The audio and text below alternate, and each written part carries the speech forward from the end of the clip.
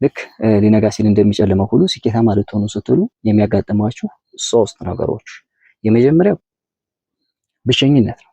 ብቸኛ መሆን። ሰዎች የት እንዳላችሁ፣ ምን እያደረጋችሁ ነው፣ ምን እየሰራችሁ ነው፣ ምን እያደረጋችሁ መኖራችሁንም ሁሉ ይረሳችኋል ማለት ነው። ቼክ አያደርጓችሁም። የት እንዳላችሁ፣ ምን እያደረጋችሁ እንደሆነ አያስታውሷችሁም። በቃ ሰዎች ይረሷችኋል። ሁለተኛው ስኬታማ ልትሆኑ ጥቂት ሲቀራችሁ የሚደርስባችሁ ነገር ገንዘብ ማጣት ነው። ቸስታ ነው።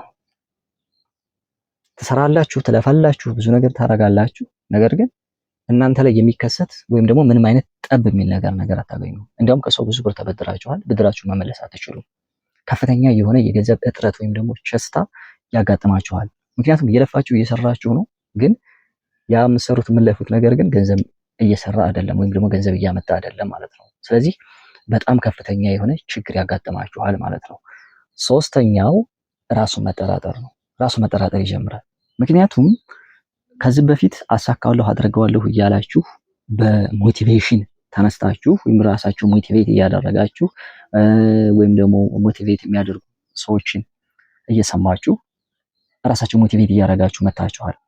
ግን አሁን ላይ ስራውን ጀምራችሁት ዓመት፣ 2 ዓመት፣ 1 ዓመት ተኩል ከዛም በላይ ምንም አይነት ጠብ የሚል ነገር ምንም አይነት የሆነ ስኬት የሚያመጣ ነገር ሳታው ስትቀሩ ምንድነው የሚሰማችሁ?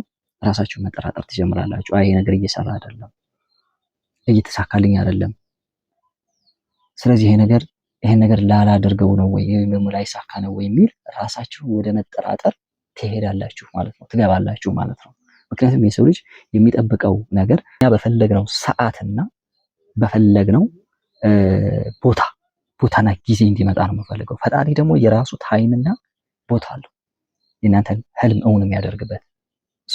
እኛ ደግሞ እኛ በፈለግነው ሰዓትና በፈለግነው ጊዜ ነው ያንን ስኬት እየፈለግን ያለ ነው። ስለዚህ ምንድነው የምትሆኑት? ራሳችሁ መጠራጠር ትጀምራላችሁ ማለት ነው። ስለዚህ ልክ ስኬታማ ልትሆኑ ስትሉ ሊነጋ ሲል ይጨልማል እንደሚባለው ጭልም ነው የሚልባችሁ። ያችን ተግሶ ማለፍ የቻለ ግን ያሰበውን ነገር እውን ማድረግ ይችላል ማለት ነው። ስለዚህ አሁን በእንዲህ አይነት ስቃይ ያለፋችሁ ያላችሁ ሰዎች ካላችሁ ፕሊስ በትዕግስት ለፉት።